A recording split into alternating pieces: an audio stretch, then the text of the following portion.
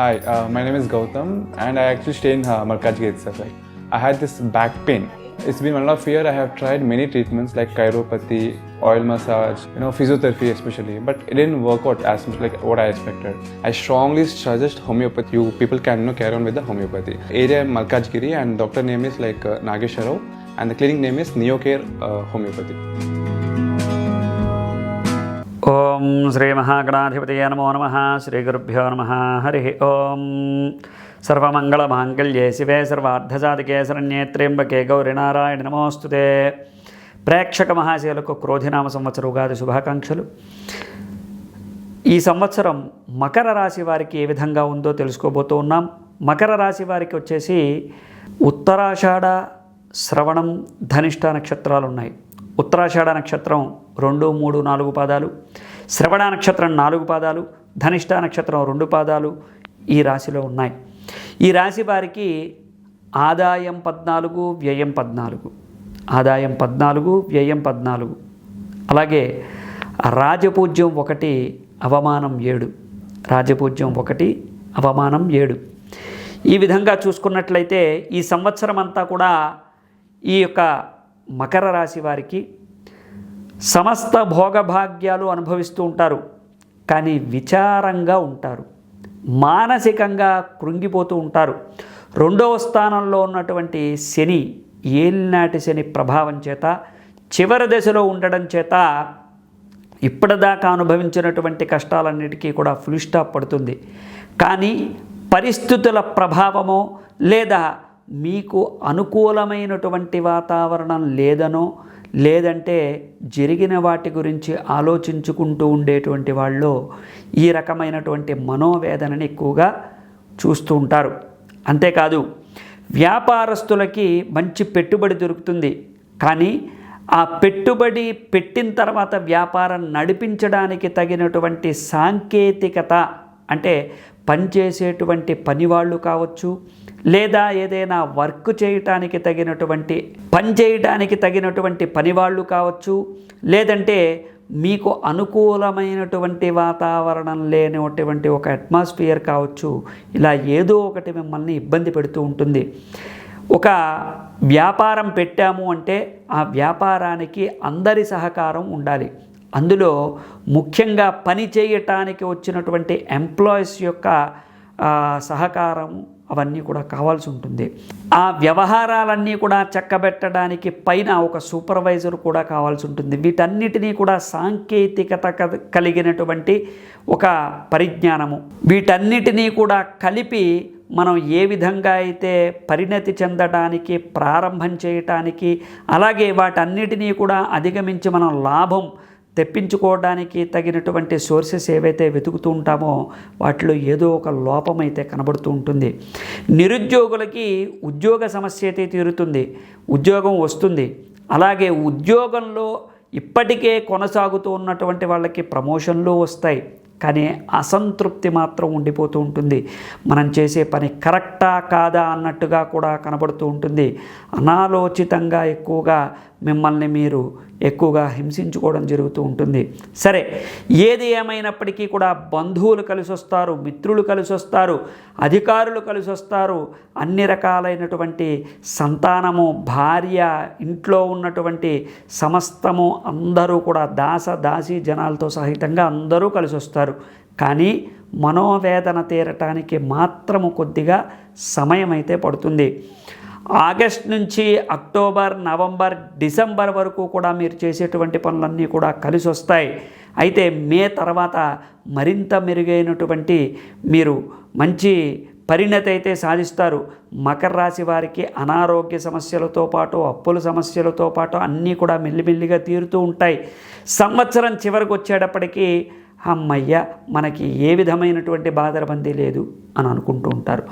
గుండె భారంగా, మనసులో ఉన్నటువంటి వేదనతో ఈ సంవత్సరం అంతా కూడా ఏదో ఒక రకమైనటువంటి యావిగేషన్స్తో, ఏదో ఒక రకమైనటువంటి బాధతో, ఇబ్బందితో మీరైతే కాలాన్ని గడపగలుగుతారు. కానీ అసలైనటువంటి ఇబ్బంది ఏది కూడా ఎదుర్కోరు.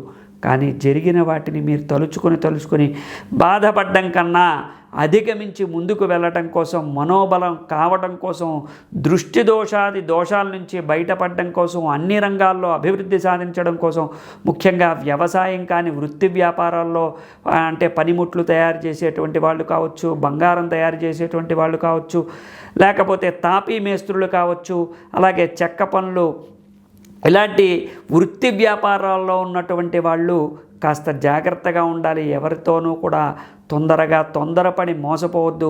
స్టాక్ మార్కెట్లు లాంటివి బాగా కలిసి వస్తాయి. అలాగే ఎవరితోనూ కూడా సరైనటువంటి అవగాహన లేకుండా మాత్రం మాట్లాడద్దు. మీరు మాట జారద్దు.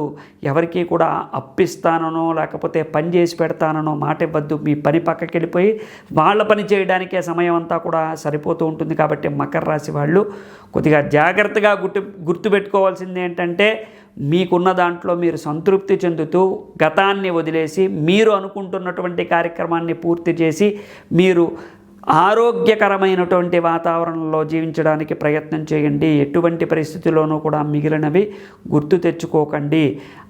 అంతేకాదు సక్సెస్ని మీరు ఎంజాయ్ చేయడానికి ముందడుగు వేయండి. ఈ విధంగా మీరు అనేక రకాలైనటువంటి యోగాలు పొందుతారు. దుష్ప్రభావాల నుంచి బయటపడడం కోసం శనీశ్వరుడికి సంబంధించినటువంటి మంత్రం రోజు కూడా చదువుతూ ఉండండి. పొద్దున్నే లేచి శనీశ్వరుడికి సంబంధించినటువంటి శ్లోకాలు కనుక చదివినట్లయితే మీకు యోగదాయకంగా ఉంటుంది. అలాగే చతుర్థ స్థానం నుంచి పంచమ స్థానానికి వచ్చినటువంటి గురుడు కావచ్చు, తృతీయ స్థానంలో ఉన్నటువంటి రాహు కావచ్చు, మీకు అన్ని రకాలుగా కూడా పని చేస్తున్నాయి. వాటి వల్ల మీకు యోగదాయకంగా ఉండబోతోంది. ఖర్చులు తగ్గుతాయి, ఆదాయం పెరుగుతుంది. అన్ని విషయాల్లోనూ కూడా మీకు యోగదాయకంగా ఉంటుంది. కాబట్టి సత్ఫలితాలు రావడం కోసం ఖచ్చితంగా మీరు సుబ్రహ్మణ్యేశ్వర స్వామి హోమం చేసుకోవటం, శివుడికి 121 సార్లు మహారుద్రాభిషేకం చేసుకోవటం మీకు ప్రధానమైనటువంటి పరిష్కార మార్గంగా చెప్పబడుతోంది. కాబట్టి తప్పకుండా ఇది చెయ్యండి. మీకు కలిసి వచ్చేటువంటి నెంబర్ 8. తద్వారా మీరు 8ని ఫాలో అవుతూ ఉండండి. అంతేకాదు మీకు ఎట్టి పరిస్థితుల్లోనూ కూడా మీరు ఎలాంటి పరిస్థితుల్లోనైనా సరే ఇంద్రనీలాన్ని ధరించేటువంటి ప్రయత్నం చేయండి. 3 క్యారెట్ల లోపల ఉండేది తీసుకోండి. ఒరిజినల్ స్టోన్ మన దగ్గర దొరుకుతుంది. తగినటువంటి పరిష్కార మార్గాలు చూసుకుంటూ ముందుకు వెళ్తూ ఉండండి. శనికి ఎక్కువగా అభిషేకం చేసుకోండి, శివుడికి ఎక్కువగా అభిషేకం చేసుకోండి. తూచా తప్పకుండా పాటించి మంచి యోగదాయకమైనటువంటి ఫలితాలు పొందండి. శుభం భూయాత్. జై శ్రీరామ్. అప్పులు ఎక్కువగా ఉన్నాయా? రాబడి తక్కువగా ఉండి అప్పులు ఎక్కువగా ఉన్నట్లయితే మీరు ప్రతిరోజు కూడా తెల్లటి పువ్వులతో లక్ష్మీదేవికి పూజ చేస్తూ కాస్త బెల్లము, కాస్త పెసరపప్పు ఆవిడికి నైవేద్యం పెట్టండి. ప్రతిరోజు ఉదయం 7 లోపల పూజ చేయడం ప్రారంభం చేయండి. ఇంట్లో మగవాళ్ళు కనుక ఇలా చేస్తూ బయటికి వెళ్ళేటప్పుడు ఆ లక్ష్మీదేవికి దండం పెట్టుకుని వెళ్ళినట్లయితే మీకు సత్ఫలితాలు కలగడంతో పాటు అప్పుల బాధ తగ్గి రాబడి పెరుగుతుంది. ఖచ్చితంగా మీరు ఇలా చేసి చూడండి. మా కామెంట్ రూపంలో తెలియజేయండి. నవగ్రహాల యొక్క అనుగ్రహం కలగాలి అంటే ఈ ఒక్క చిన్న పని చేస్తే చాలు. అదేంటంటే ప్రతిరోజు కూడా మీరు స్నానం చేసిన వెంటనే నవగ్రహాల యొక్క స్తోత్రాలు ఉంటాయి, అవన్నీ కూడా ఒకసారి వరుసగా చదువుకుని సూర్యుడికి ఎదురుకుండా వెళ్ళి ఒక రాగి చెంబుతో నీళ్లు తీసుకుని ఆ నవగ్రహాలకి ఒకసారి దండం పెట్టుకున్నట్టుగా దండం పెట్టుకుని ఆ నీటిని కనుక తులసి మొక్కలో వదిలినట్లయితే మీకు నవగ్రహాల యొక్క అనుగ్రహం కలుగుతుంది. నవగ్రహాల బాధలు కొంతలో కొంత తీరుతాయి. చిన్న చిన్న విషయాలకే గొడవలు అవుతున్నాయా? మీ మాట ఎవరు పట్టించుకోవటం లేదా? మీతో ఎవరైనా సరే విభేదించి ముందు ఆ తర్వాత మీ మాటను అర్థం చేసుకుంటున్నారా? అయితే ఈ ఒక్క చిన్న పని చేయండి. అదేంటంటే ప్రతిరోజు కూడా ఉదయం లేచినప్పుడు 2 చేతులు తీసుకుని 2 చేతుల్లోనూ కూడా లక్ష్మీ సరస్వతి గౌరులని కరాగ్రే వసతే లక్ష్మీ కరమధ్యే సరస్వతి కరమూలే స్థితే గౌరీ ప్రాతరుత్థాయ పఠేత్ అని చెప్పి 2 చేతులు పెట్టి నమస్కారం చేసుకుని లక్ష్మీదేవికి నమస్కారం చేసుకున్నట్లయితే మీ మాట చెల్లుతుంది. మీ యొక్క రోజంతా కూడా బాగుంటుంది. ఖచ్చితంగా ఇలా చేసినట్లయితే మీకు శుభయోక్తంగా ఉంటుంది. ప్రేక్షక మహాశయులకు నమస్కారం. ఎవరైనా ఇంట్లోకి వచ్చిన తర్వాత బయటికి వెళ్ళి ఇంట్లోకి వచ్చాక చిన్న చిన్న గొడవలు అవుతున్నాయి, మనస్పర్ధలు అవుతున్నాయి అంటే ఒక్కసారి ఆలోచన చేసుకోండి. అలాంటి మనస్పర్ధలు అవ్వకుండా ఉండాలి అంటే చిన్న చిట్కా ఉంది. అదేంటంటే మీరు విప్పిన చెప్పులు సరిగ్గా విప్పారా లేదో ఒకసారి చూసుకోండి. బయట విప్పిన చెప్పులు గుమ్మం ముందు కాకుండా పక్కకి విప్పండి. అంతేకాదు అవి అపసవ్యంగా ఉన్నా లేదా చెప్పులు తిరగబడినా మీరు ఇంట్లో వాళ్ళతో ఆ రోజు గొడవ పడతారు. కాబట్టి చెప్పులు సరిగ్గా విప్పి వాటిని సవ్యంగా స్టాండ్లో ఉంచేటువంటి ప్రయత్నం చేయండి. అంతేకాదు చెప్పులు ఎప్పుడు కూడా చేత్తో పట్టుకుని వాటిని ర్యాక్లో ఉంచిన తర్వాత కాళ్ళు చేతులు కడుక్కున్నప్పుడు ఇంట్లోకి వెళ్ళాలి. లేదంటే కాళ్ళతోనే విప్పి కాళ్ళతోనే ర్యాక్లో పెట్టి మీరు ఇంట్లోకి వెళ్ళిన తర్వాత తప్పకుండా కాళ్ళు కడుక్కోండి. ఖచ్చితంగా మీకు వీటి నుంచి మార్పు అనేటువంటిది చూస్తారు. ఈ విధంగా చేసి ప్రతిరోజు కూడా రామనామ మంత్రాన్ని జపం చేయండి. బయటికి వెళ్ళేటప్పుడు ఇంట్లోకి వచ్చినప్పుడు కూడా తద్వారా మీకు శుభం జరుగుతుంది.